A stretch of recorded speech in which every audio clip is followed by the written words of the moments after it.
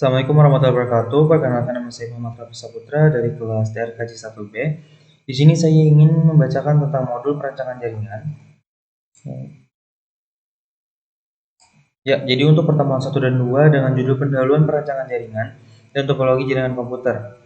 Pengetahuan dasar jaringan. Jaringan komputer adalah hubungan antara dua atau lebih komputer yang menggunakan media kabel atau wired atau nirkabel atau wireless, sehingga perangkat terhubung dalam saling berhubungan. Jenis-jenis jaringan berdasarkan model koneksi jaringan. Jenis jaringan berdasarkan model koneksi terbagi menjadi dua, yaitu peer-to-peer dan client-server. Peer-to-peer merupakan jaringan komputer yang setiap komputer dapat menjadi sebuah server atau menjadi klien secara bersamaan. Sedangkan client-server merupakan jaringan komputer di mana setiap perangkat dikhususkan sebagai klien dan server. Jenis jaringan berdasarkan area. Berdasarkan jangkauan area jaringan, maka jaringan komputer dapat digolongkan menjadi 4 kelompok, yaitu yang pertama, local area network atau LAN adalah komputer-komputer yang terhubung berada dalam ruangan yang dalam satu gedung. Yang kedua, ada metropolitan area network atau MAN adalah komputer-komputer yang terhubung berada pada satu gedung dengan gedung lain yang masih dalam satu kota.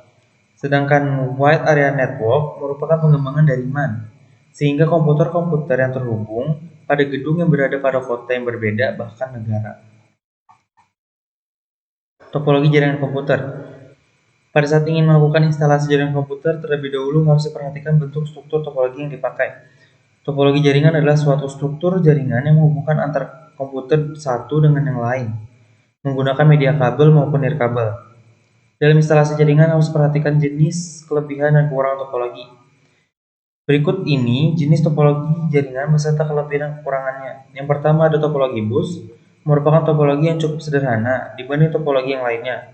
Topologi ini biasanya digunakan pada instalasi jaringan fiber optik. Topologi bus menghubungkan beberapa node dalam jaringan data. Masing-masing node melakukan tugas operasi yang berbeda-beda. Pada topologi ini tidak ada central node dan semua node mempunyai status yang sama.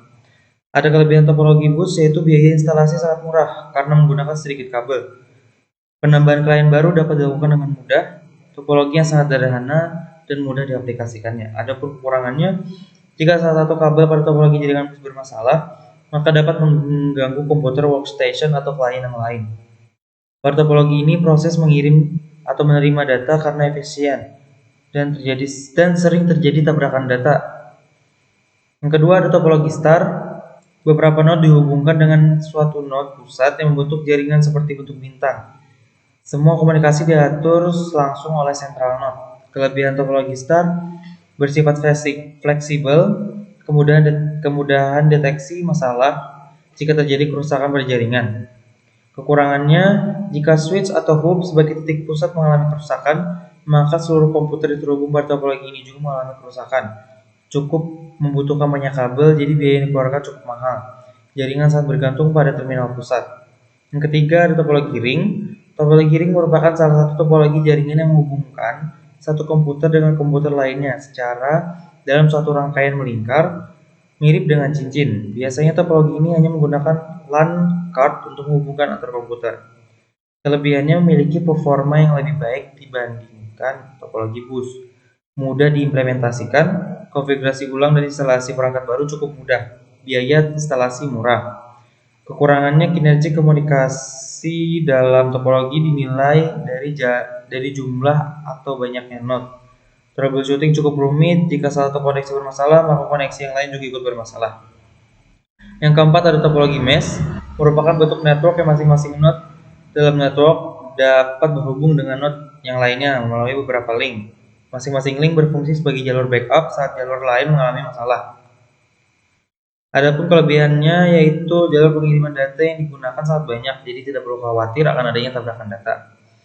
Kekurangannya, proses instalasi jaringan topologi ini sangat rumit, membutuhkan banyak kabel, memakai biaya instalasi yang sangat mahal dikarenakan membutuhkan banyak kabel.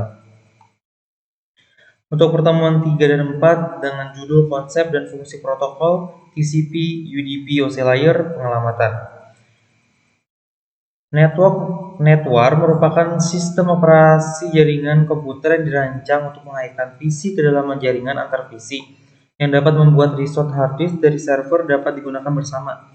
Hubungan antar klien yang dapat ada menjadi transparan antar yang satu dengan yang lainnya. TCP atau Transmission Control Protocol adalah jalur protokol yang memungkinkan kumpulan komputer untuk berkomunikasi dan bertukar data di dalam suatu network. TCP merupakan suatu protokol yang berada pada lapisan transport, baik itu dalam 7 lapis model referensi OSI atau model DARPA, yang berorientasi sambungan dan dapat diandalkan.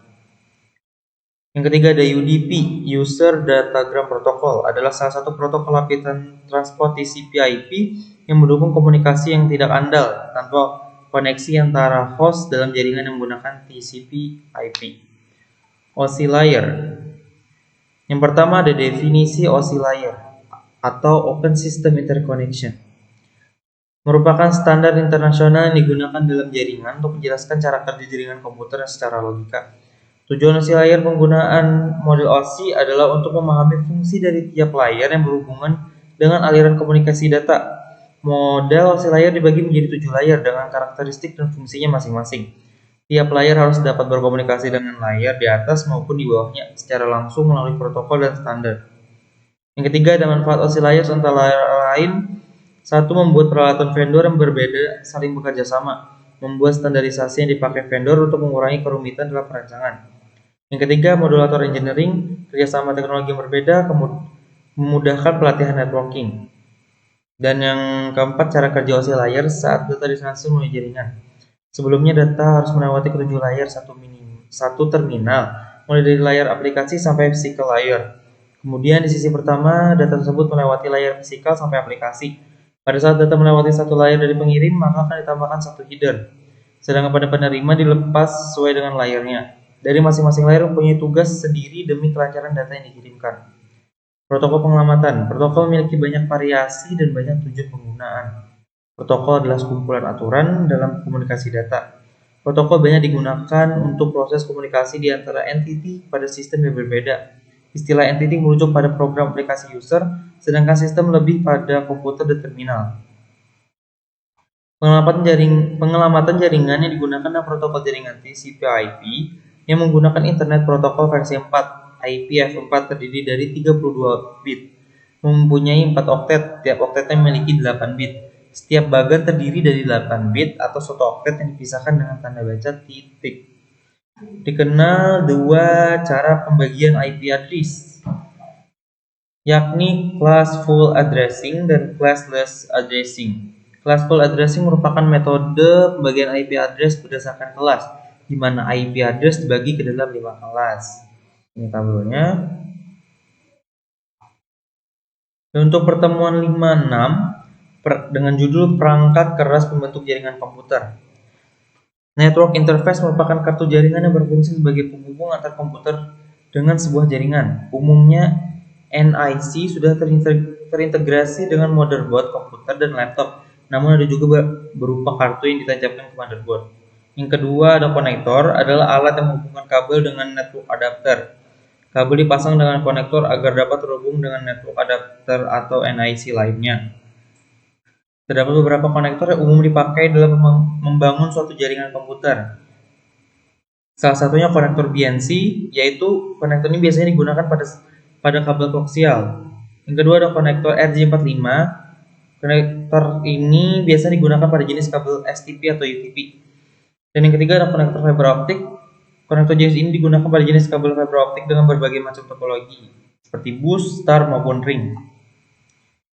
Yang ketiga ada hub atau switch, adalah sebuah perangkat yang digunakan untuk menyatukan kabel-kabel jaringan dari tiap PC client, workstation, server, atau perangkat lain. Switch berfungsi hampir sama dengan hub, tapi juga memproses informasi pada lapisan atau layer data link. Yang keempat ada modem. Modulator demodulator merupakan perangkat yang berfungsi mengubah sinyal analog menjadi digital atau sebaliknya. Yang kelima ada router. Fungsi router adalah sebagai perangkat dalam jaringan komputer yang digunakan sebagai penghubung antara dua atau lebih jaringan. Router yang menentukan jalur mana yang terbaik untuk dilewati pakai data sehingga data dapat sampai ke ujungnya. Yang keenam ada access point. Access point adalah perangkat jaringan transceiver dan antena untuk transmisi dan menerima sinyal dan dari klien remote. Dengan access point, klien wireless bisa dengan cepat dan mudah untuk terhubung pada jaringan LAN kabel secara wireless.